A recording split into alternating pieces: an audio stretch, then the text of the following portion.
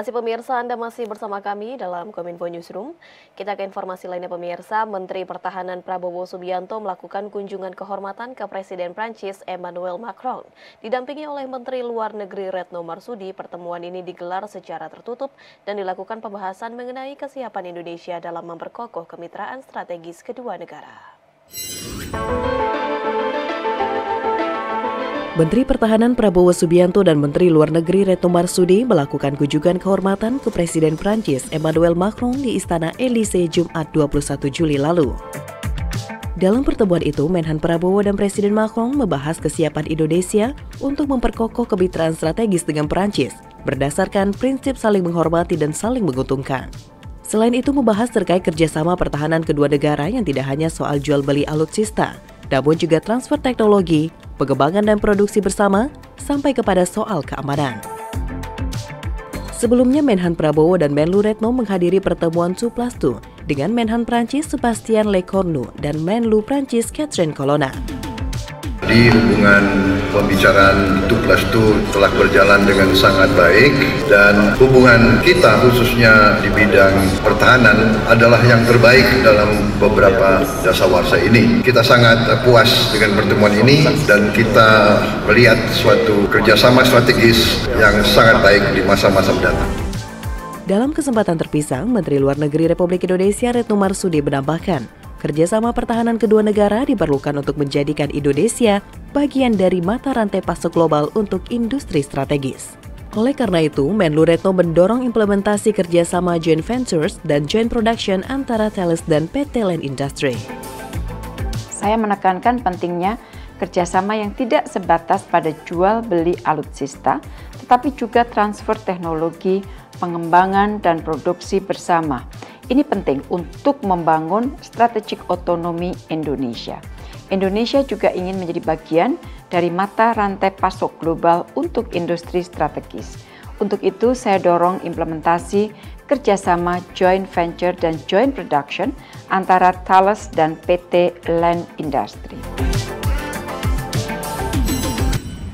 Badan Pelindungan Pekerja Migran Indonesia atau BP2MI bekerja sama dengan Kementerian BUMN untuk memfasilitasi para pekerja migran Indonesia yang kembali ke tanah air untuk dapat berwirausaha dengan membuka usaha mikro kecil dan menengah.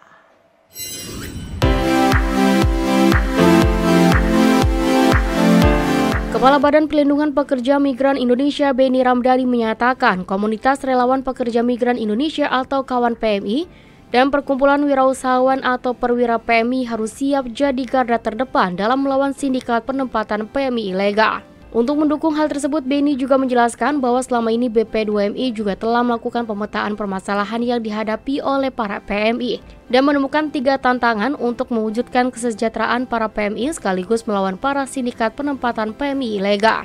3 tantangan itu meliputi pola pikir sebagian besar orang yang masih memandang sebelah mata pekerja migran Indonesia, tantangan untuk memberikan pelayanan yang cepat, murah, dan mudah, serta menyiapkan fasilitas-fasilitas layanan kepada pekerja migran agar dapat perlakuan hormat dari negara. Adapun saat ini BP2MI juga telah menyiapkan berbagai fasilitas yang memudahkan para PMI saat akan berangkat bekerja ke luar negeri. Salah satunya ialah kredit usaha rakyat agar para PMI tak lagi menjual aset atau berhutang pada rentenir untuk bekal berangkat ke luar negeri. BP2MI juga telah menjalin kerjasama dengan badan usaha milik negara agar para PMI dapat mengembangkan wirausaha dalam 3 hal, yakni memfasilitasi bantuan modal usaha, memfasilitasi pemasaran hasil-hasil produk usaha, serta memfasilitasi terkait pelatihan manajemen kewirausahaan. Bekerjasama dengan BUMN dan seluruh perbankan di bawah BUMN untuk 3 hal yang akan diberikan support kepada perwira PMI, yaitu fasilitasi bantuan modal usaha, fasilitasi pemasaran hasil-hasil produk usaha, dan fasilitasi pelatihan manajemen kewirausahaan. Pada kesempatan yang sama, Menteri Badan Usaha milik negara Erick Thohir juga menegaskan pihaknya siap memfasilitasi pekerja migran Indonesia yang akan kembali ke tanah air untuk berwirausaha membuka usaha mikro kecil dan menengah ke depannya. Ketika mereka kembali, kita harus pastikan mereka bisa berkembang di Indonesia. Perwira adalah konsep yang luar biasa. Tepuk tangan buat kalian semua. Tidak mungkin negara juga membiarkan yang besar makin besar, yang kecil makin kecil. Tidak. Negara menyadari 97% pekerjaan itu, lapangan pekerjaan itu adalah dari UMKM. Karena itu kami di BUMN ditugaskan oleh negara. Kredit usaha rakyat itu 92% itu ada di Himbara. Dan kami terus menggenjot itu. Pemirsa, Menteri Keuangan Sri Mulyani menjelaskan bahwa realisasi APBN pada Januari hingga Juni 2023 tercatat surplus sebesar 152,3 triliun rupiah atau 0,71% dari PDB tahun ini. Dengan kondisi ini, keuangan yang terus mengalami pertumbuhan yang positif, Menko optimis bahwa defisit dapat terjaga bahkan dapat diturunkan. Menteri Keuangan Sri Mulyani menyebutkan realisasi anggaran pendapatan dan belanja negara pada Januari hingga Juni 2023 tercatat surplus sebesar 152,3 triliun rupiah atau 0,71% dari produk domestik bruto yang diperkirakan tahun ini. Dalam konferensi pers APBN kita edisi Juli 2023, Menko menjelaskan bahwa surplus APBN sepanjang semester 1 ini berasal dari pendapatan negara yang tumbuh 5,4% secara tahunan atau year on year, menjadi 1.407,9 triliun rupiah atau sebesar 57,2% dari total APBN pada tahun 2023. Selanjutnya untuk belanja negara kini telah dibelanjakan sebesar 1.255,7 triliun rupiah atau 41% dari target APBN tahun ini, naik tipis sebesar 0,9% secara year on year.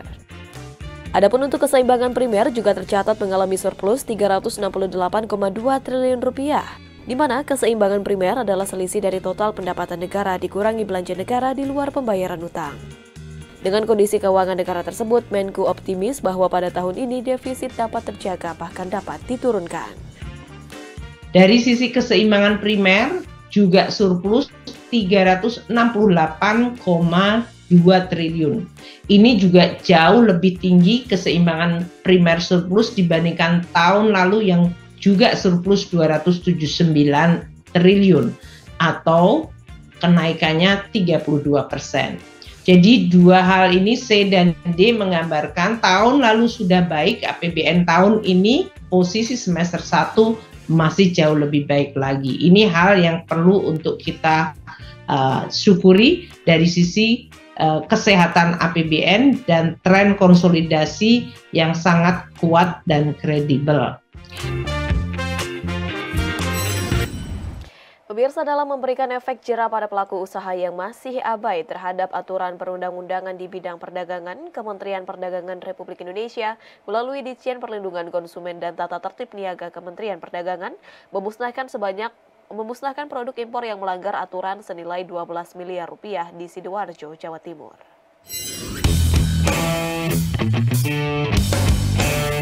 Kementerian Perdagangan Republik Indonesia memusnahkan produk impor yang melarang aturan senilai 12 miliar rupiah di Sidoarjo, Jawa Timur pada Senin 24 Juli 2023. Pemusnahan ini dilakukan untuk memberikan efek jera pada pelaku usaha yang masih abai pada aturan perundang-undangan di bidang perdagangan. Adapun jumlah produk yang dimusnahkan yakni 12 jenis produk yang ditemukan pelanggaran dalam proses importasinya, mulai dari produk hewan olahan, kehutanan, keramik, alas kaki, elektronik, kosmetik, makanan dan minuman, mainan anak, tekstil, pakaian jadi dan aksesoris serta alat ukur air. Menteri Perdagangan Zulkifli Hasan menyebutkan pemerintah terus memberikan pelayanan terhadap masyarakat termasuk dukungan bagi pelaku usaha dalam menjalankan usahanya, seperti mempermudah perizinan, memberikan keringanan di bidang fiskal, mempersingkat waktu arus masuk barang dan melakukan pembinaan terhadap pelaku usaha. Mendak juga mengajak pelaku usaha khususnya importir untuk tetap tertib dalam menjalankan usahanya, dan apabila tidak tertib, maka produk mereka akan disita dan dimusnahkan. Pada periode Januari hingga Juni 2023, Balai Pengawasan Tertib Niaga BPTN Surabaya telah melakukan pengawasan terhadap 98 perusahaan dan 186 dokumen pemberitahuan impor barang. Dan telah ditemukan pelanggaran dengan rincian 13 diantaranya dikenakan sanksi peringatan, 19 dikenakan sanksi peringatan dan pemusnahan barang, serta 1 dikenakan sanksi pemblokiran akses kepabeanan. Pemirsa, usai jeda Kominfo Newsroom akan mengulas informasi mengenai seluk-beluk kendaraan listrik sesaat lagi.